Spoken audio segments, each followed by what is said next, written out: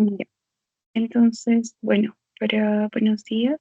Para presentarme, mi nombre es Keila Ataney de la Cruz Bernuy. Soy estudiante de noveno ciclo. Conmigo van a llevar lo que son la asignatura de farmacología. Entonces, los voy a estar acompañando en el transcurso de este semestre. Cualquier duda, consulta conmigo y también con Avi, que es la otra asesora. Con ella van a ver más tarde la segunda parte. Conmigo vamos a ver siempre algún tema, la mitad, la primera mitad y con ella la segunda mitad. Sí, ya saben que es importante también llenar sus test, tanto el pre como el post test, asistir a las reuniones y bueno, su participación. Ya saben que cualquier duda o consulta también pueden hacerlo en la sesión, escribirlo, levantar la mano, encender su micrófono y también si pudieran encender su cámara estaría genial. Bien, entonces, bueno, vamos a iniciar. La sesión número 1 correspondería a lo que viene a ser la farmacocinética. En este caso, conmigo van a tener a recordar, a llevar lo que son los mecanismos de transporte, ¿no? Transmembrana, también lo importante que se tiene sobre la absorción y la distribución. En la absorción vamos a tener en cuenta llevar las vías de administración y la distribución también, ¿no? Como esto, eh, qué factores van a predisponer que se distribuya a lo largo de los órganos y los tejidos. ¿Sí? Entonces, para comenzar, siempre, ¿no? En algo nuevo o algo que vayamos a llevar, sale la pregunta, ¿no? De qué es, cómo es, quién es, ¿no? Entonces, para esto vamos a iniciar diciendo o conociendo qué es la farmacología. Entonces, ¿alguno de ustedes tendrá alguna idea de qué es la farmacología? ¿Qué se les viene a la mente cuando escuchan farmacología? A ver si podrían participar. ¿Alguno? El, Buenos días, sí. Buen día. Farmacología primero tiene que estar relacionada por su etiología, por la palabra farma, que proviene de los xenobióticos, y cología sería como el estudio del fármaco. Entonces, el estudio del xenobiótico que influye la farmacocinética, la farmacodinamia, entre otros. Muchas gracias, Diana. Sí, correcto. Muy bien, las palabras así, su estructura, ¿no? Etmológica. Entonces, sí, importante, ya lo separó de fármaco, ilogía, estudio de fármaco, también conocido como xenobiótico, también conocido como principio activo. Entonces, sí, esta va a ser una ciencia, entonces, que nos va a permitir estudiar, en este caso, para medicinas, hablaríamos de medicamentos. ¿Por qué? Porque estos van a tener un efecto terapéutico, ¿cierto? Entonces, aquí vamos a conocer principios básicos para luego, posterior, ya saber, ¿no? Cuándo, dónde y en qué momento y en qué dosis poder aplicarlo, ¿no? De acuerdo a todo el mecanismo de acción que va a producir. Entonces, sí, es el estudio de los medicamentos y de los efectos, pero como les dije, lo terapéutico, ¿no? Que va a causar en el organismo, en los organismos. Estos van a ser bien distribuidos, ya sea a nivel celular, a nivel de tejido o a nivel de órgano. ¿Sí? Entonces, ahora también, ¿qué es un fármaco? Entonces, como muy bien lo dijo Diana, el fármaco o xenobiótico o droga o principio activo va a ser aquella molécula que va a ingresar al organismo y va a desencadenar un efecto. Entonces, a eso ya se le llama el medicamento en sí. Entonces, para esto, vamos a reconocer que el fármaco más un excipiente, entonces acuérdense que el fármaco siempre va a ser el principio activo. ¿Y qué significa principio activo? Acuérdense que es el que va a hacer la acción en el organismo, que va a llegar a cierto tejido, a cierto órgano y va a actuar de tal manera que permita pues causar ciertos efectos. Ese es el fármaco. Y el excipiente es una forma no activa, quiere decir que no va a tener influencia en el efecto, pero que sí va a ayudar, por ejemplo, en el caso de si hablamos de medicamentos orales, y ahí han visto, ¿no? Las cápsulas, entonces esas cápsulas vendrían a ser un excipiente, ¿no? Porque va a permitir que éste llegue hasta su lugar de acción y recién ahí causar el efecto. Entonces estos excipientes son algo extra que me va a permitir mantener el fármaco, o sea, la acción activa, hasta el lugar donde yo quiero que pues tenga la acción. Y esto en general me va a formar lo que es el medicamento, o sea, me va a dar la acción terapéutica. Entonces, eso es importante, estas definiciones. Sabiendo esto, conociendo lo que uno va a estudiar, entonces va a permitir poco a poco desglosar e ir conociendo. Entonces, como también lo mencionó, vamos a hablar en esta primera parte de la farmacocinética y farmacodinámica, pero hoy hablaremos más de la farmacocinética. Pero ya voy a ir dándoles un concepto para la siguiente clase, ya también vengan con la idea de qué es la farmacodinámica. Pero para mencionar la farmacocinética, entonces, es lo que nos dicen, ¿no? Lo que el cuerpo le hace al fármaco. O sea, todos esos procesos, que van a ser 4 procesos importantes que va a tener que hacer nuestro organismo al fármaco, ¿verdad? Al ingreso. Entonces, por el contrario, la farmacodinamia va a ser lo que el fármaco, ¿no? El principio activo le va a hacer a mi cuerpo. Bien. Entonces, cuando hablamos de farmacodinamia, solo este poquito, porque como les dije, nos vamos a enfocar en farmacocinética, va a ser los mecanismos de acción que va a tener el fármaco y la relación con la dosis-respuesta. ¿Ya? En cambio, la farmacocinética va a ser la relación que se tiene entre la dosis del fármaco y la concentración plasmática que va a tener el fármaco a lo largo del tiempo. ¿Sí? Y esto va a deberse a cuando esta, ¿no?, se absorbe, va a llegar al compartimiento central, se va a distribuir al lugar respectivo del sitio de acción, luego en un metabolismo, ¿para qué? Para su posterior excreción. Entonces, ya para enfocarnos de farmacocinética, y vamos a tener el famoso ADME, ¿no? Quizás lo han escuchado, ¿no? Entonces, ese ADME viene a estar relacionado con la A de lo que vendría a ser la absorción, la distribución, el metabolismo, también llamado biotransformación, y la eliminación, que en realidad vendría a ser nada más, nada menos que el metabolismo y la excreción. ¿Ya? Y la excreción.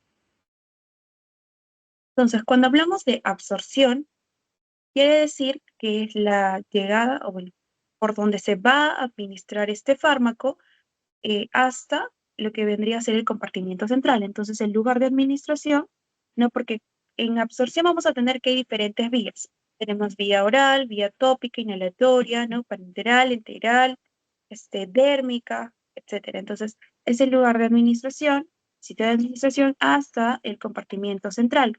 Compartimiento central, yo entiendo que vendría a ser hasta que llegue, ¿no?, a la sangre, al torrente sanguíneo, ¿verdad? Entonces, eso es la absorción. Cuando hablo de distribución, quiere decir que desde mi compartimiento central, o sea, vía hematógena, se va a dirigir al órgano diana, o sea, al órgano donde quiero que ejerza el, el efecto terapéutico, ¿no? Órgano tejido que quiero que ejerza el efecto terapéutico. Cuando hablo de metabolismo o biotransformación, es la conversión, ¿no?, del fármaco en lo que vendrían a ser sus metabolitos. Principalmente, ¿dónde se da en su mayoría el metabolismo? ¿Qué órgano? ¿Recuerdan? ¿Cuál es el principal órgano del metabolismo? El hígado. El hígado. Ajá, muy bien. Entonces, en el hígado, lo que vendría a ser, ¿no?, el famoso metabolismo de primer paso. ¿Cuáles hay? Medicamentos que tienen más intenso y menos intenso, y hay algunos, es más, que obvian este metabolismo y que de frente no pasan a lo que es el torrente sanguíneo. Y bueno, por último tenemos la eliminación, que como les dije, no es más que nada la conclusión del metabolismo más la excreción, donde la excreción sí vendría a ser, ¿no?, la expulsión del fármaco, los metabolitos que, ¿no?, inactivos, y como esto en su mayoría se va a excretar, se va a eliminar, sería, ¿no?, por vía urinaria, por los riñones, la orina, pero no cabe, nos dice que no, también podría ser por el sudor, por las heces, ¿no?, bilis, depende también la conformación de este fármaco, ¿no? Bueno, ya continuamos, pero conmigo vean a ver lo que es los dos primeros, ¿no? Absorción y distribución. Para la tarde ya verán los otros dos.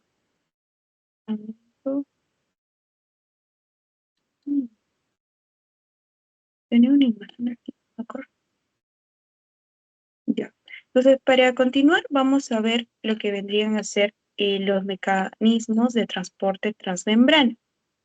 Entonces, en este caso, yo voy a recordar, ¿no?, por biología, quizá recordamos la célula que está compuesta por una membrana, una bicapa fosfolipídica, y en esa ¿no? membrana celular van a haber canales, van a haber distintas bombas, van a permitirme pues facilitar ya sea el transporte de tanto el medio extracelular, ¿no? Como el medio intracelular. Bien, en este caso vamos a tener que para fármacos, tanto el transporte pasivo como el transporte activo. Entonces, ¿en qué se diferencian? En que el pasivo, pues como su propio nombre lo dice, no va a simplemente pasar de un lugar donde hay más concentración, como vemos aquí, de 4 a 2, de 4 a 2, ¿no? De donde hay más concentración a menos concentración. Y el actividad, realiza más que necesita, va a necesitar una energía externa. Esa energía sabemos que es la principal ¿no? fuente de energía celular, que es el ATP, ¿no? El adenosíntrifosfato, que me va a permitir, pues, de cierta manera intercambiar, entra algo, sale algo, ¿no?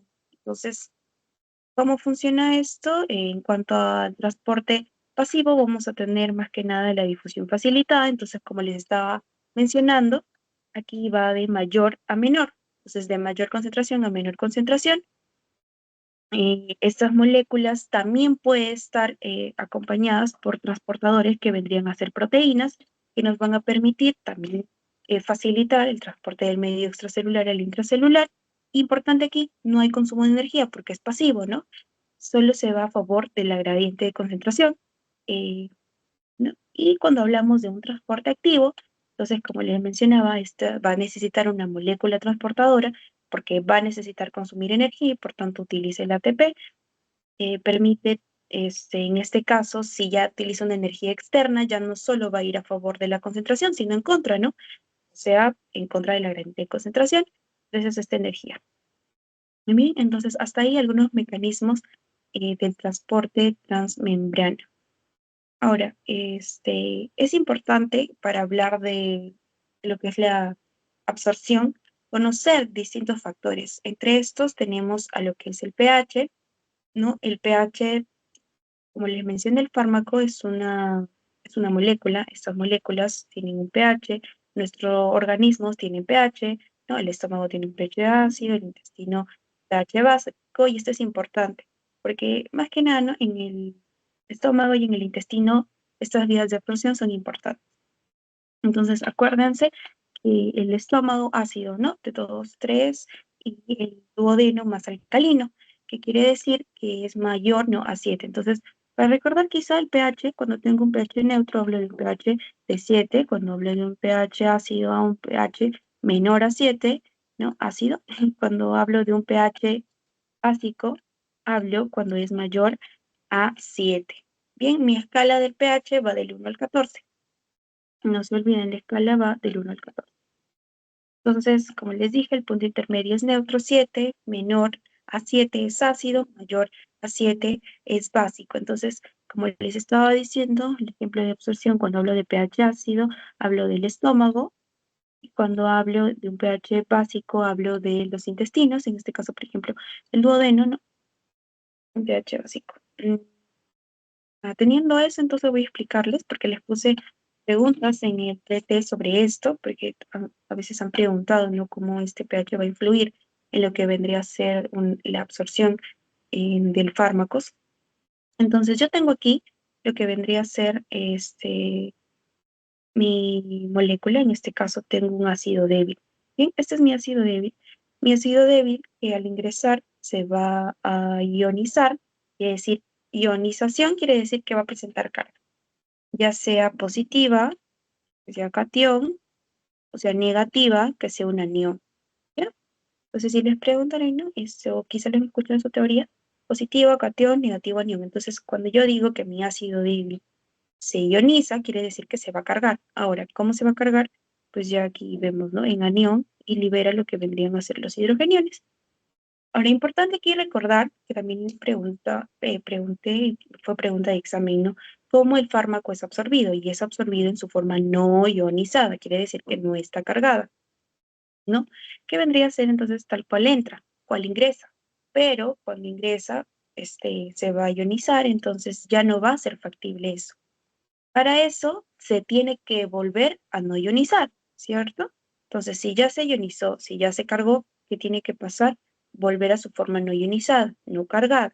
Pero ¿cómo se hace esto? Entonces, esto es importante gracias, por ejemplo, el pH del estómago. El pH del estómago es ácido. Promedio, por ejemplo, aquí, jugos gástricos, dice 1.4 que vendría a ser un ácido fuerte. Ese ácido fuerte le va a conferir esos aumento de protones que lo va a regresar a su forma no ionizada, haciendo más factible que pues ingrese, sea absorbido este fármaco y pueda desencadenar, ¿no? La acción. Entonces recuerden esto, un fármaco ácido necesita un medio ácido para poder pasar la membrana y pues seguir, ¿no? con el mecanismo. Entonces, un fármaco base va a necesitar, ¿no? un pH base para su forma no ionizada y que también se transfiera por la membrana. Entonces, eso es importante que lo recuerden. ¿Sí quedó claro? Hasta ahí, chicos. ¿Sí me entendieron? Sí. O sea, en cualquiera de los dos medios se absorbe en su forma no ionizada, ¿verdad? Sí, en su forma no ionizada, porque la forma no ionizada aquí es la forma neutra, protonada, porque es más liposoluble. Y como sabemos, las células tienen, como les mencioné, ¿va? La capa, ¿no? La membrana fosfolipídica, lípidos. Y el lípido, ¿a qué es más propenso? El lípido a otro lípido, porque lípido, aceite y agua, hemos visto alguna vez en el experimento, repelen, ¿no? Nunca se llegan a confluir como tal. Entonces, en este caso es más liposoluble. Por el contrario, por ejemplo, cuando hablen de excreción, ustedes van a querer que el fármaco sea más hidrosoluble porque van a tener que sacarlo. En cambio aquí, más liposoluble. Entonces, sí, en ambas formas va a ser no ionizada. Pero como les dije, ¿cómo va a pasar esto? Dependiendo del pH. Entonces, en este ejemplo está lo del ácido y que también lo han preguntado. Como tal, si yo tengo un fármaco de, no sé, 1.2, ¿en qué medio es más factible, en qué pH, en qué medio es más factible que se absorba mejor? Entonces, si ustedes reconocen que es un fármaco ácido, de estructura ácida, ¿en qué medio se va a absorber mejor? Entonces, en un pH que sea menor. Entonces, en este caso, si te ponen 10, 7 y 2, ¿cuál es el más bajo? 2. En ese 2, su forma no ioniza se va a transfundir mejor. ¿Ya? ¿Sí? ¿De acuerdo con eso? Sí. Ya. Entonces, otro concepto importante, quizá para recordar, es hablar sobre la biodisponibilidad. ¿Ya? Disponibilidad no es como cuando alguien está muy propenso al llamado inmediato, ¿no? Y la bio, bueno, ahora lo vamos a referenciar a lo que vendría a ser, pues, a ver, ya, a la concentración del fármaco. Entonces, la biodisponibilidad sale de una ecuación. Aquí les voy a poner la imagen, aquí está. Sí, vendría a ser esta fracción de la dosis que se va a administrar y que se alcanza en la sangre, en la circulación sistémica, en su forma activa. Siempre, siempre, siempre acuérdense que el fármaco es la forma activa. Entonces, la biodisponibilidad es la fracción de la dosis que al administrarse se va inmediatamente, ¿no? a la cantidad que va al compartimiento central, o sea, la sangre, en la forma activa. Ahora, esto es importante porque les dije que hay vías de administración que van a tener biodisponibilidad al 100%, quiere decir que inmediatamente yo le administro y ya está en el torrente sanguíneo todo el fármaco, y hay otros que no, que por ejemplo en la vía oral ingresan, se absorben, pasan un poco, a veces el metabolismo de primer paso en el hígado, entonces ya disminuye de un 100, ya no es 100, sino es 80, 70. Entonces, esa fracción va a relacionarse una administración oral sobre una administración intravenosa, que les dije que es importante. Mi pregunta también es una biodisponibilidad al 100%, porque esta no pasa por un metabolismo de primer paso, sino tiene una acción directa. Entonces, ¿cuál es la biodisponibilidad? Que también ¿no? a veces lo mencionan en este gráfico, tenemos ¿no? las abscisas y las ordenadas. En las abscisas tenemos lo que vendría a ser el tiempo desde que tú administras ¿no? hasta que llega al torrente sanguíneo, y lo que vendría a ser pues, la concentración plasmática. Si vemos la intravenosa, de frente alcanza su máximo punto ¿Por qué? Porque de frente pasa el compartimiento central. Cuando va pasando el tiempo, vemos que la concentración va disminuyendo. Sin embargo, acá la vía oral, vemos que ingresa, está aumentando, ¿no? Viene la curva porque esta sí va a pasar por metabolismo, ¿no? O sea, no es como un 100%. Entonces, esa relación de una administración oral con una administración intravenosa vendría a ser lo que conocemos como el área bajo la curva.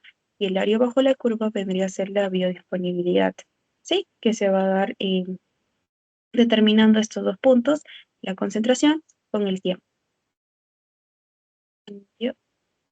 A ver, entonces, luego, recordar la absorción, las vías de administración. ¿Cuántas vías de administración ustedes conocen? Entonces, recordamos, ¿no? Como les estaba mencionando, tenemos desde aquí inhalatoria, oral, sublingual, en las parenterales tenemos, ¿no? La intravenosa, la subcutánea, la intramuscular, la intratérmica. Tenemos las enterales, que no solo el oral, también es por ejemplo, los supositorios. No, a ver, ya, tenemos varias vías de administración. Y todas estas pues luego van a confluir, ¿no? Para redistribuirse. Entonces empezamos con la enteral. Como les dije, enteral va más que nada relacionado a mi sistema digestivo. Entonces, si me mencionaran un ejemplo de vía de administración enteral, y entonces relacionen con el sistema digestivo, y entonces estas son sublingual, bucal, oral y la rectal. ¿Ya? La parenteral. Entonces, la parenteral va a necesitar de un medio externo, de una aguja o de una bomba de infusión para poder, pues, administrarse este fármaco. Entonces, aquí vamos a tener lo que les estaba mencionando, el intravenoso, intramuscular, intradérmica o subcutáneo. Estas vías van a tener características especiales. Más adelante les he colocado una tablita para reconocer lo más importante, ¿no? Y algunos efectos adversos o contraindicaciones, ¿no? En este caso, por estas vías de administración. Y también, importante no recalcar la vía intratecal o epidural, ¿no? La intratecal, entonces, esta es llevada la inyección directamente al espacio subaracnoideo. Entonces, a nivel cerebro, tenemos las meninges, van al espacio del subaracnoides, cuando pues no, porque hay fármacos que no van a atravesar la barrera hematoencefálica. ¿Por qué? Porque al ser el sistema nervioso sabemos que no cualquier molécula va a poder ingresar, ¿verdad? Porque es el sistema nervioso.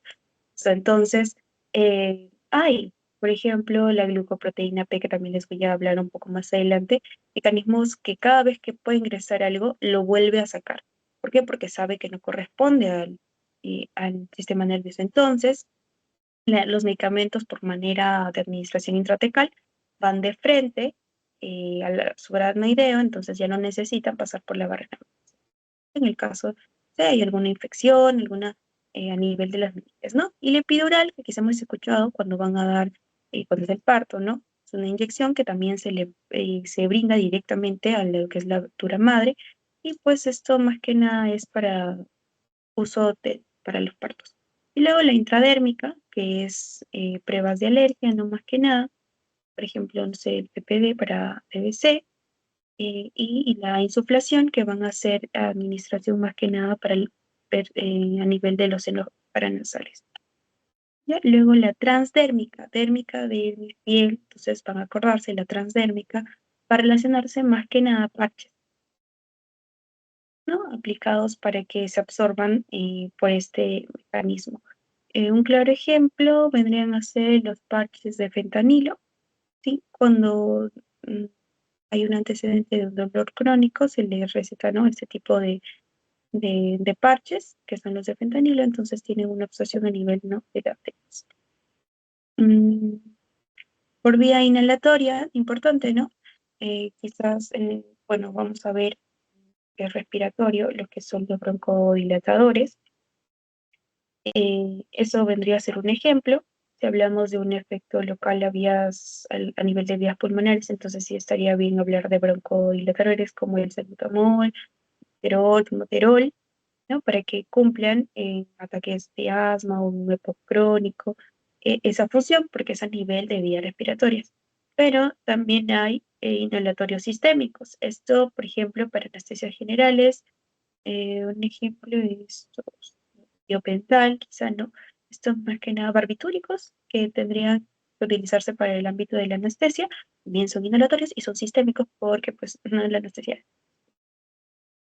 ¿No? Y bueno, aquí está la tablita, a ver, voy a acercarlo un poco, pueden ver, entonces hay una tablita, bueno, esta tablita porque usualmente preguntan, ¿no? Las ventajas o inconvenientes o que se puedan dar por algunas vías de administración, porque no todo puede ser, bueno, ¿no? A veces hay contraindicaciones, cosas que no se deberían hacer y que debemos de conocer antes de nosotros poder administrar, ¿no? O recetar alguno de estos fármacos. Entonces, lo más importante, o lo que realmente no, la oral y la intravenosa. La oral, entonces, una de las ventajas es que es cómoda, es accesible, es segura y es económica, ¿no? Entonces, sí, normalmente sencillo, ¿no? Cápsula, tu tabletita, la tomas, cómodo, ¿no? No está también, precio tan elevado, va a depender, ¿no? Y segura, ¿no? Porque no te estás inyectando, no estás colocándote algo externo, sino solamente estás tomando el fármaco. Inconvenientes, sí va a tener inconvenientes, más que nada. Por ejemplo, a veces no hay medicamentos que nos dicen no tomar en ayunas o tomar después o en las comidas, o también va a interferir lo que es el vaciamiento gástrico, que eso también va a depender de factores externos. ¿Sí, Diana? ¿Tienes alguna pregunta? Sí, con respecto a la inhalatoria, em, vi en un pasito, bueno, es un pasito pasado, que mencionaban que la inhalatoria se podría omitir lo que es la absorción o algo así. Y no entendía por qué si, o sea, yo entendía que la que no tenía como que absorción era la intravenosa, ¿no? Que pasaba directamente el torrente sanguíneo. Pero, o sea, tengo acá el vasito y mencionaba eso. Esa era mi duda. Ya. Ahí también, bueno, como es inhalatoria y si va a lo que es la vía respiratoria, quizá de esa manera, se está obviando el ir, ¿no? De cierta manera lo que vendría a ser tanto al estómago o al duodeno, sino de frente, eh, va al sitio de acción, en este caso que vendrían a ser ya sea bronquios, bronquiolos o alveolos. Por ejemplo, en una crisis no asmática, quizá ves que la persona no empieza a hiperventilarse y lo que hace inmediatamente es coge lo que vendrían a ser ¿no? estos fármacos de acción corta, que son ¿no? Los ABA, se aplica su salbutamol y la acción es inmediata, ¿no? Quizás se deba también a a ese tipo de que no pasa una absorción, sino de frente va y realiza el mecanismo de acción, ¿no? Podría estar relacionado así. Como te dije, no va ni al estómago ni al duodeno, que son los principales órganos para la absorción, sino de una u otra manera pasa de frente al sitio de acción que vendría a ser a nivel de bronquios, bronquiolos o alveolos. ¿Sí? Igual, en todo caso, voy a leer un poco más y para confirmarles, les digo por el grupo sobre tu pregunta, pero lo podría relacionar de esa manera. ¿Ok? Entonces, volviendo a lo que son las vías de administración, la oral, ya vimos que es cómoda, segura y económica. Entonces, hablando de los inconvenientes, les estaba hablando ya, me acordé del vaciado gástrico, que va a depender de lo que son también factores, ¿no?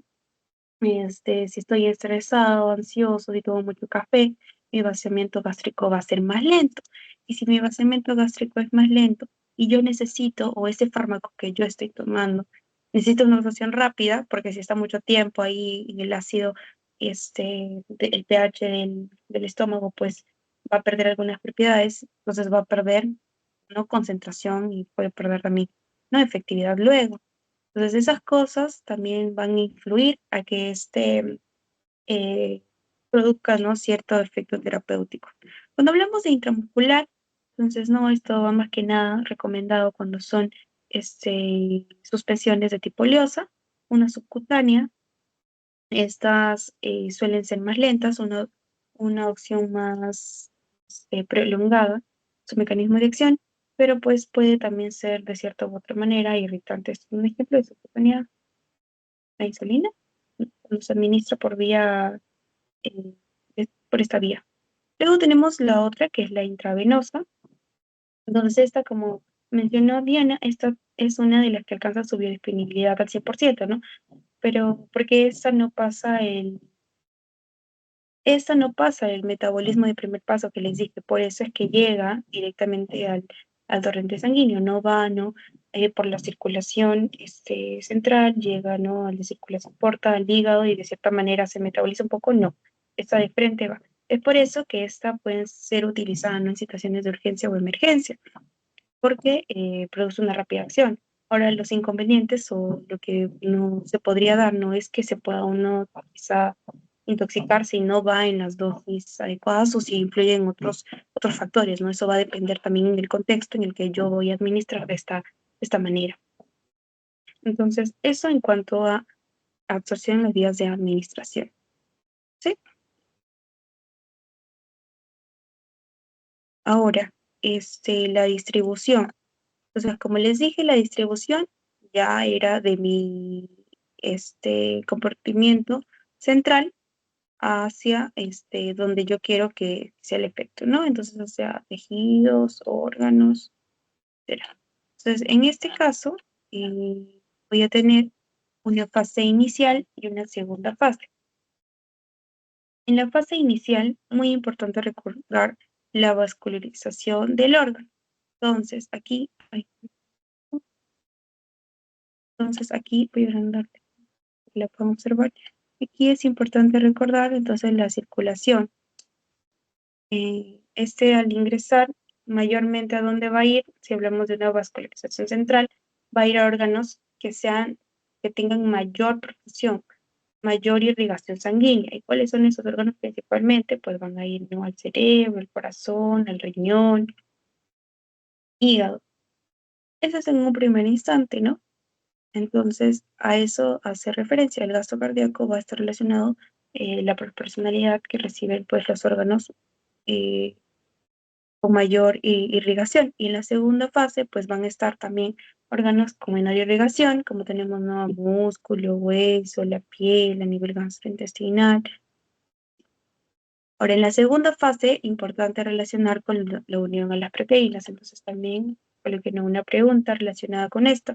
¿Cuál es la principal proteína que se uniría, ¿no? Entonces, claro, la albúmina. La albúmina, recuerden que es una forma reversible y se une a los ácidos débiles, pero también podría ser otras como las globulinas, ¿no? Las globulinas también, que más que nada relacionada a hormonas.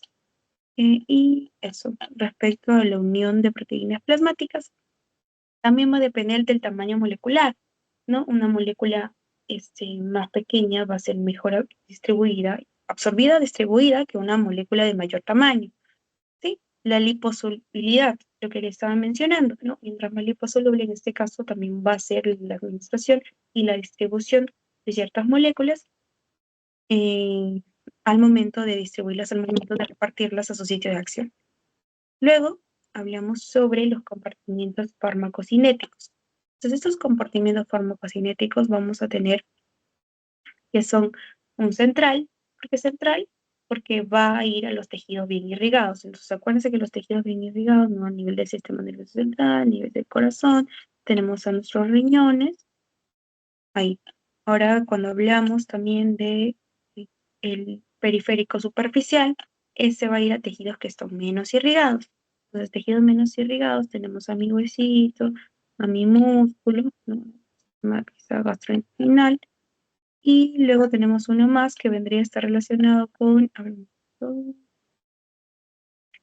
vendría a estar relacionado con el periférico profundo. No, en este caso el profundo va a lo que son los depósitos tisulares. En este caso podemos tener como depósitos el tejido adiposo, ¿no? Tejido adiposo. Entonces ahí. Luego de esto también hablan de unos modelos compartimentales, ¿no? El monocompartimental, el tricompartimental y el tricompartimental. Entonces, en el monocompartimental es que se va a distribuir de una manera rápida y uniforme a nivel de todo. Entonces el mono compartimental, mono uno solo. Entonces se distribuye de tal manera que es proporcional, rápido y uniforme. Ese es el mono compartimental. Cuando yo hablo de bicompartimental, dos compartimentos. ¿Cuáles serían estos compartimentos? Se refiere a que a mi compartimento central, ¿no? Al que van los tejidos más irrigados, va a ser rápido, porque necesita mayor de distribución de esos lugares por el flujo sanguíneo también. Recuerden que los gastos cardíacos va a depender, ¿no? Es mayor en estos sistemas, entonces va a ser rápido. Mientras que va a ser lento en los que son, pues, periféricos, ¿no? Y el tricompartimental, que va a hacer referencia, pues, a las zonas de depósito y liberación lenta, como les dije, el caso de tejido adiposo. ¿Ya? Y luego de esto, pues, tenemos lo que es la barrera hematoencefálica. Entonces, la barrera hematoencefálica a nivel del sistema nervioso central, como les estaba brevemente hablando hace un momento, esta va a tener a predisponer ciertos, va a ser bien restringida, ¿no? Para el ingreso de moléculas, ingreso de sustancias, por la protección que este tiene. Entonces, hay lo que vendrían a ser estas glucoproteínas P o las proteínas exportadoras o también conocido como bombas de flujo, así como vimos en la imagen del transporte transmembrana que habían bombas, ¿no? De sodio, potasio, cloro, ¿no? Que necesitaban cierta energía para ingresar contra la gradiente de concentración. En este caso, cuando hablamos de las proteínas G, de las proteínas exportadoras, de las bombas de flujo, vendrían a tener la acción de retirar, de sacar lo que ingresa porque detectan que no corresponde. Entonces, es importante recordar porque hay fármacos que van a inhibir de cierta manera esta glucoproteína P, ¿no? Y que van, sí, a hacer su mecanismo de acción dentro porque necesitan ingresar la barrera hematoencefálica. Pero ¿en qué casos, por ejemplo, esta glucoproteína P no podría cumplir su acción, cosas así? Por ejemplo, en una infección, ¿no? Eh, Podría darte una meningitis, entonces ahí se hace más propensa, ¿no? Es menos sensible y podrían ingresar. Entonces, reconocer esto importante, ¿no? Por ejemplo, la loperamida me parece que es un fármaco que cumple esto de la glucoproteína P poder pasar. Entonces, aquí está. Por ser una bomba, también necesita ATP, recuerden, ¿no? Importante reconocer un transporte pasivo de un activo. El activo, cuando vean cuando dice bomba, realmente es porque necesitan una energía externa que vendría a ser el ATP y mayormente es en contra de la gradiente. Entonces, chicos, ¿hasta ahí tienen alguna pregunta? ¿Algo que necesiten preguntar? Bueno,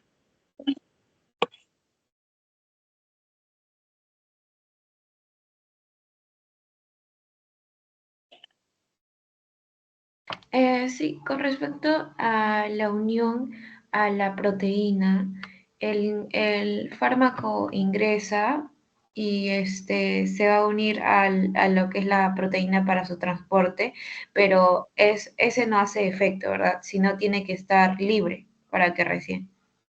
ese es un buen punto, gracias. No vi el nombre, es el sí. Ese es algo importante, ¿cierto? Voy por hacerme acordar. ¿Dónde están las de las proteínas? Unión a la proteína. Ya, como estaba mencionando, sí, hay fármacos, como vimos aquí, que se unen a lo que vendrían a ser, por ejemplo, vimos, ¿no? La albúmina se une, pero ¿quién va a hacer el efecto? Es como lo dijo, el fármaco que está libre. Ese va a ser el efecto. El fármaco que está unido a mi proteína, entonces mi fármaco que está unido ahí, esta es mi proteína, no va a tener dicha acción, sino el fármaco que está pues libre. ¿Sí? Solo que, bueno, para el transporte, ¿no? Para poder distribuirlo, pero este es necesario que se libere para únicamente cuando está solo tener esa acción farmacológica, esa acción terapéutica. ¿Sí? ¿Sí? ¿Otra pregunta? Estoy tratando de ver si ya se puede cargar la imagen. Bueno, un momentito.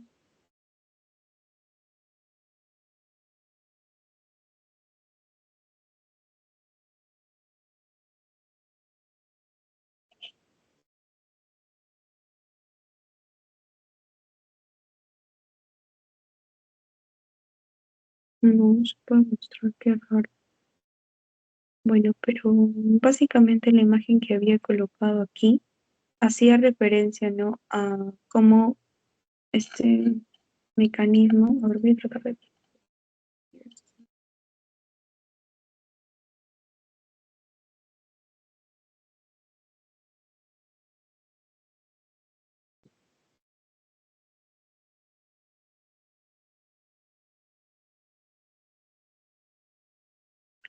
Ya. Entonces, básicamente no olviden esto, chicos. Cuando hablamos de farmacocinética, entonces vamos a tener que relacionar 4 pasos importantes. ¿Sí? La administración, o sea, bueno, lo que mi cuerpo le va a permitir hacer al fármaco para que llegue al sitio de acción, ¿no? Y esto va a depender, acuérdense, sí, de lo que es la dosis y la concentración y el tiempo, ¿no? Que se va a tardar en realizar esto. Más que nada importante la administración, la absorción y la distribución, porque así como es absorbido la cantidad, el tiempo, va a ser, ¿no? La concentración y la distribución va a permitir porque se cumpla su acción. Y también importante recordar qué fármacos o qué vías te dan este metabolismo de primer paso. Por ejemplo, la vía sublingual también no tiene un metabolismo de primer paso. ¿Qué? Por ejemplo, una angina de pecho. Ese es cierto, esa también podría ser como la vía inhalatoria, quizá, pero una angina de pecho. Este, que llega la emergencia, ves que está no diurético, se toca el pecho, está ahí y no dificultad para caminar, respirar, entonces tú, síntomas, signos, quizá por ahí rapidísimo sacas un EKG y ves, ¿no? Y sabes que está haciendo, o está, ¿no? Haciendo una angina o un infarto, entonces, en primera instancia, ¿no? Se le da lo que es la nitroglicerina, una nitroglicerina a nivel sublingual, ¿no? Entonces eso va, lo fue el lengua y inmediatamente realiza el mecanismo de acción y no va por el metabolismo de primer paso, ¿no? Entonces inmediatamente la acción. Eso también podría ser, ¿no? Quizá relacionado a lo que me mencionaste con la vía inhalatoria.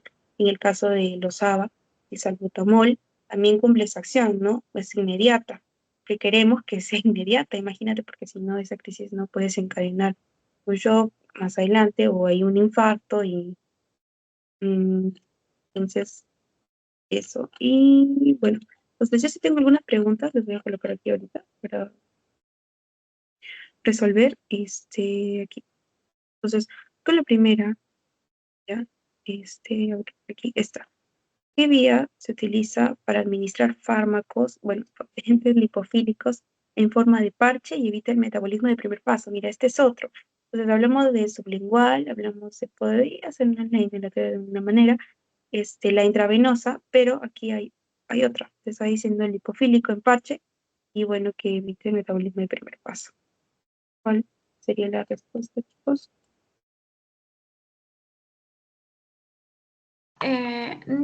Disculpa, no, al menos yo no veo la...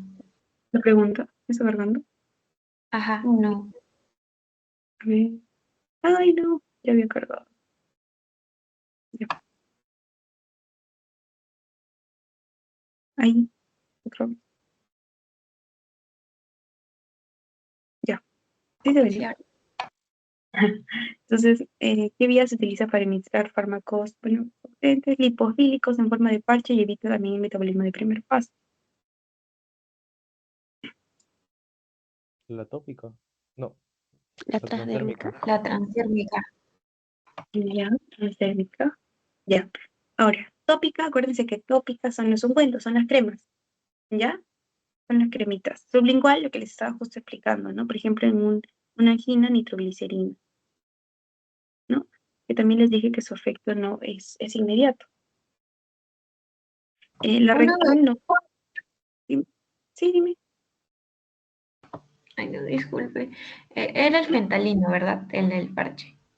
Los parches para un dolor crónico. Ajá, los más conocidos no son de fentanilo. Ya, ¿sí? Sublingual está, ya, rectal, los supositorios, ¿no?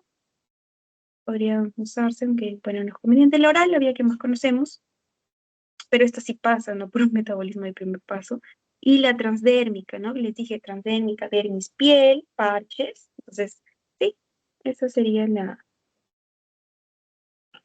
Ahora, ¿cuál de las siguientes vías de administración carece de fase de absorción? Entonces, bueno, aquí, Intravenosa. ajá. Ahora, ahí No sé. sí, acuérdense, sí o sí, intravenosa.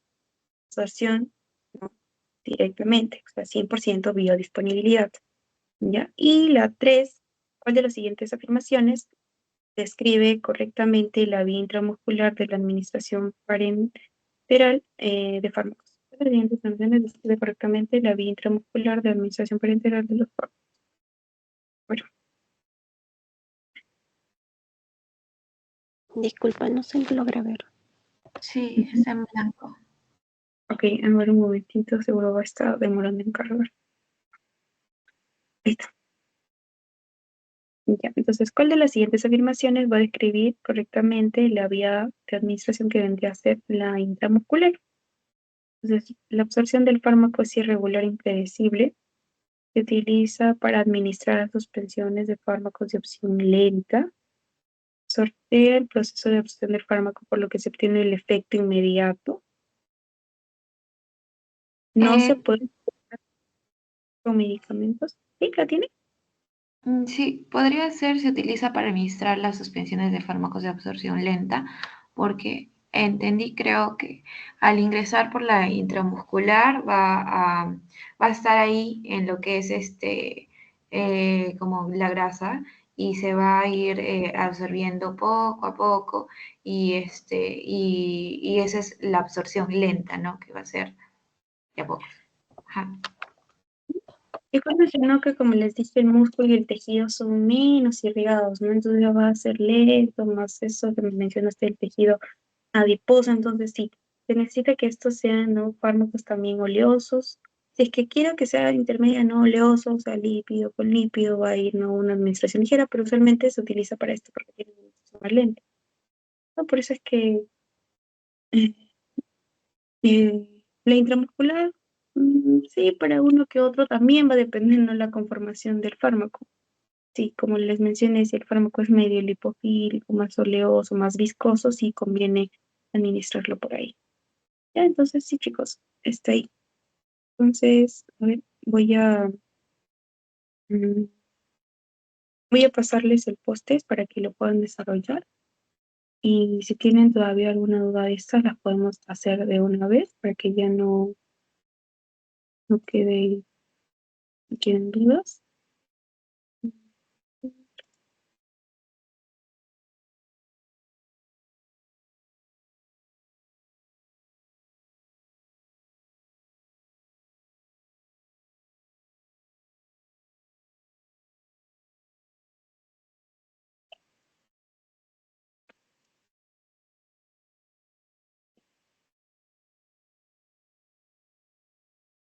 Yo creo que sí.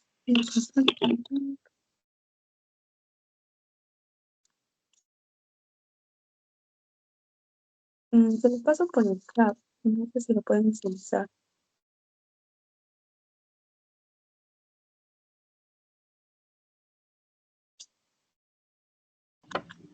Para el chat de Teams. Ah, por el chat de ti. No logro Enséñalo ver. a ver. Mm,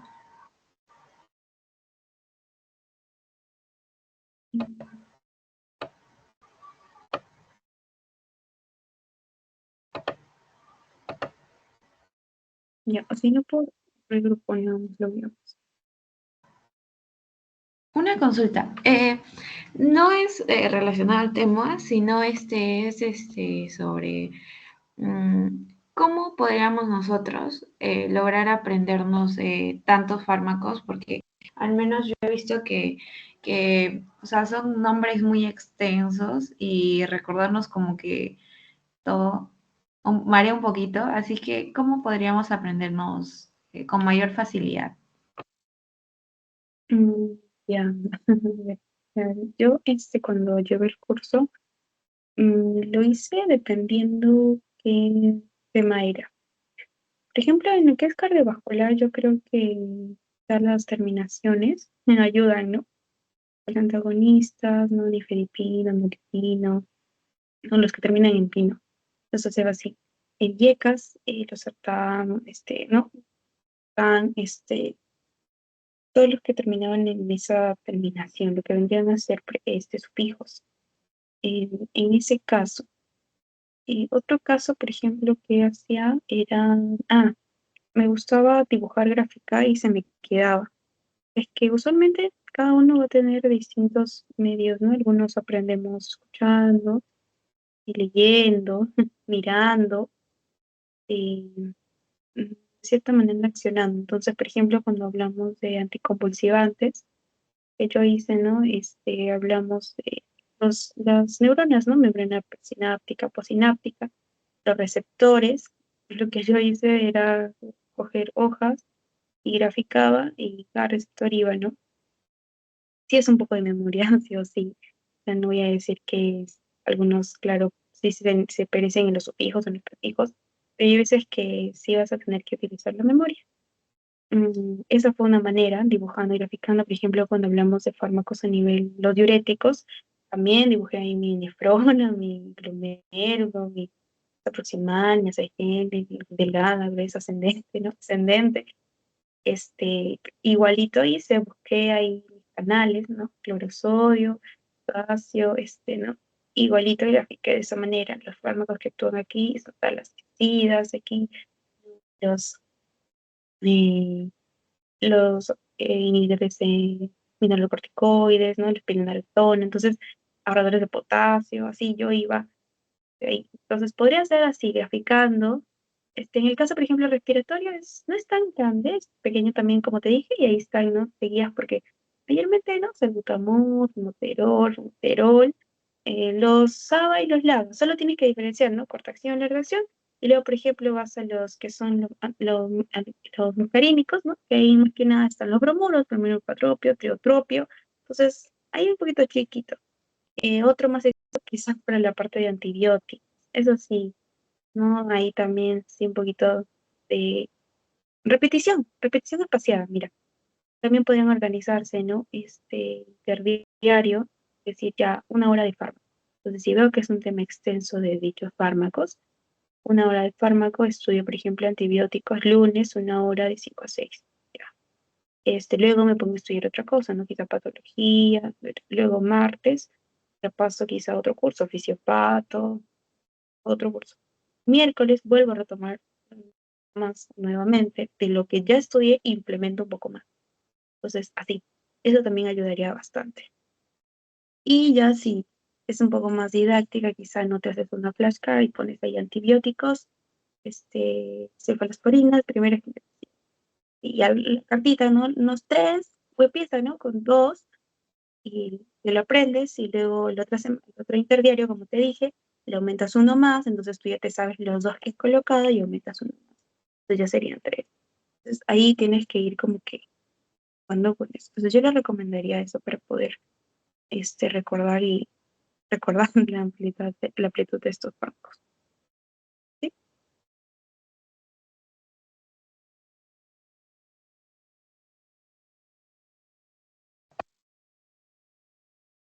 Ya, chicos, entonces, si bien está bien, esa podría ser mi sugerencia, la verdad, en cuanto a farmacología. Igual en las sesiones, en cuanto yo pueda darles alguna mnemotecnia, asegurarles algo para que sea más rápido que ustedes recuerden, también se los voy a hacer llegar, no se preocupen. Entonces, ya chicos, por favor llenen bueno, son tres, ¿verdad? De llenar. Entonces, ¿tienen alguna duda en cuanto a las preguntas para poder explicarla nuevamente? ¿Todo quedó claro? ¿Quisieran que vamos a algunas?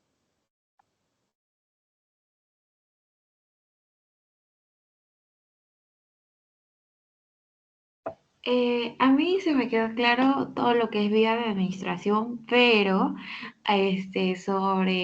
sobre eso del pH gástrico, eso es como que un poquito me equivoco a veces. O sea, y no sé si podríamos ver. Sí, inteligente. Lo importante aquí es que la pregunta, por ejemplo, decía, a ver, lo voy a leer, ¿sí? dice, si tenemos un fármaco ácido con una constante, ¿no? Un pK de 4.5. Entonces, como les dije aquí, para iniciar, pH del fármaco, no sé si su pK es de 4.5. Y entonces, este 4.5 yo lo voy a determinar qué es, un ácido o un base.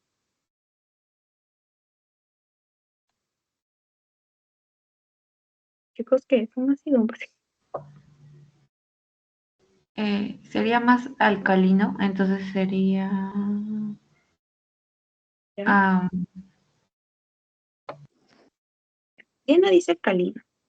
Más ¿Alguno? ácido. Ya, Iván dice ácido. Natalie, no sé si quiere opinar. Ya, Ácido. ok. Ácido, también me dice Natalie. Entonces vamos a sondear.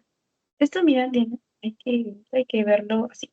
Como les dije, el pH, mi pH tiene una escala que va del 1 al 14. Entonces acá 1, 2, 14.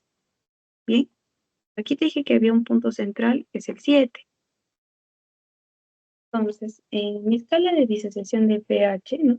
Va del 1 al 14. Cuando yo hablo que el pH es 7, entre 7, mi pH se conoce como pH neutro. ¿Ya? Cuando yo hablo que mi pH es menor a 7, menor a 7, menor a 7, o sea, 6.9, a 6.7, 5.4, 4.5, 1.1, 0.8, ya bueno, no, hasta el 1, 1.1, ya, es ácido, ¿ya? Ácido. Y si yo te digo que mi pH es mayor a 7, o sea, 7.1,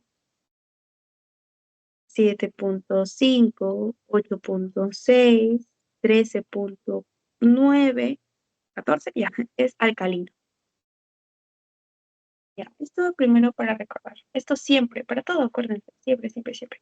Porque después, más adelante, igual les van a volver a recordar sobre el pH. Entonces, siempre. Entonces, pH neutro 7, pH ácido menor a 7, pH alcalino mayor a 7. Ya, ahora, como les estaba mencionando, aquí tenemos lo que vendría a ser un ácido. Aquí, este de aquí es el ácido débil. Ácido débil, pues, cuando ingresa, va a disociarse, va a ionizarse. O sea, de lo que mi ácido es esto, va a pasar a separarse. Eso es ionización, como les dije, separación para darle una carga. Ahora la carga va a depender, ¿no? Acá en este caso, esta carga es negativa, vendría a ser un anión, y el hidrógeno ion, que vendría a ser un catión por positivo. Pero lo que les importa aquí no es conocer un anión catión. Lo que importa aquí es esto. Mi ácido débil se disocia, pero no va a pasar disociado. Como les dije, cargado no pasa. No pasa en mi membrana en mi capa lipídica. No pasa. ¿Cómo va a pasar? Cuando no tiene carga. ¿Y cuando no tiene carga? Cuando se vuelve a unir, o sea, cuando se vuelve a desionizar. Entonces, en una forma, como dijimos, no protonada, no ionizada, liposoluble, polar. Entonces, de esa manera va a atravesar. Y lo importante aquí también es recordar que cómo yo voy a volver a juntar, ¿no? Más que nada mi ácido, cuando esté en un medio ácido. Entonces, por eso les dije, la relación va así. Mi fármaco con un pK ácido, en un medio ácido, le favorece su absorción. Eso es. Ya, entonces nunca te olvides. Y tú lo que vas a reconocer en la pregunta, si es que te viniera, ¿no? Esta fue una, pero si es que te volviera a venir y te dijera que tiene un pK de 3.2, entonces tú inmediatamente 3.2, ¿qué es? ¿Ácido o base? Ácido. Entonces, si te preguntan lo mismo, ¿en qué valor del pH gástrico se absorberá mejor? Entonces tú dices, ella me dijo, un fármaco ácido se absorbe mejor cuando el pH pues es más ácido. Entonces, si te ponen 7.52, tú vas al 2, ¿no? Porque es más ácido, acuérdate. Eso. Por el contrario, un alcalino, un fármaco con un pK alcalino, o sea, lo de 9.8, es donde se absorbería mejor, a nivel donde, no del estómago claramente, sino a nivel intestinal. Entonces, ¿cómo va a estar ahí mi pH a nivel del intestino, ¿no? Un promedio de 7.58, alcalino. Entonces, esa relación quiero que les quede claro. ¿Dónde se absorbe mejor? Un pK de un fármaco ácido en un medio ácido y un pK de un fármaco base en un de pH básico. Lo importante aquí es que te recuerdes cómo yo diferencio pH ácido de un básico. Porque si te das cuenta en la palabra, en la pregunta dice tal cual, ¿no? El fármaco con un pH de 4.5, ¿en qué valor de pH gástrico se absorberá mejor? Porque estará en mayor proporción en su forma no ionizada, ¿no? Entonces, ¿en cuál sería mejor? Si te pone la opción de 10, 7, 5 y 2, entonces si es ácido, uno ácido. Eso es. ¿Sí? ¿Bien? ¿Me entendiste mejor? Sí, ya entendí. Yo lo había relacionado a lipofílico y hidrofílico sobre eso de la grasa y de lo alcalino, ¿no? Entonces ya entendí, o sea, el ácido es siempre y cuando sea lipo y el otro sobre el base es alcalino, ¿verdad? Mm, ácido, ajá, ácido y el otro la base por el alcalino. Entonces, sí, Ahí así entendí, gracias, ahora sí. ya, entonces sí. Eso es más que nada para transporte entre membrana, ¿no? Para que ingrese la membrana.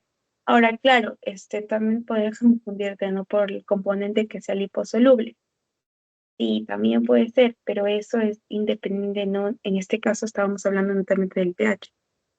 Si es más liposoluble o no, también va a influir de cierta manera, ¿no? Que se absorbe y que se distribuya también, como vimos en la distribución, ¿no?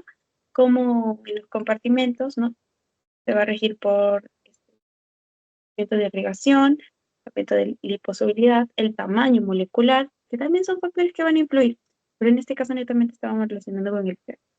Y entonces, chicos, eso sería todo por esta sesión. Gracias. Y Gracias. gracias. Nos vemos. Cuídense. Gracias.